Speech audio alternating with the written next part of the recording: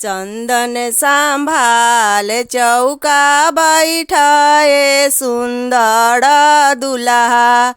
चंदन संभाल चौका बैठाए सुंदर दुल्हा। चंदन संभाल चौका बैठाए सुंदर दुल्हा। सासू पूछेली एक बात ये सुंदर दुल्हा। सासू पूछेली एक बात ये सुंदर दुल्हा। कैसा है तेरा खानदान ये सुंदर दुल्हा। कैसा है तेरा खानदान ये सुंदर दुल्हा।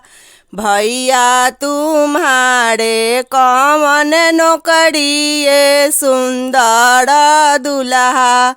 भैया तुम्हारे कौन नौकरी ये सुंदर दुल्हा।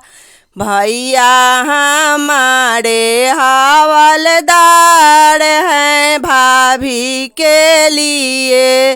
भैया हमारे हवलदार हैं भाभी के लिए।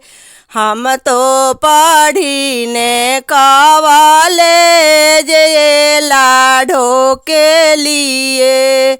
हम तो पढ़ीने कॉलेज ये लाडो के लिए।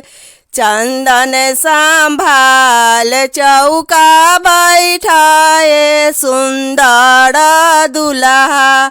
चंदन संभाल चौका बैठाए सुंदर दुल्हा। सासू पूछे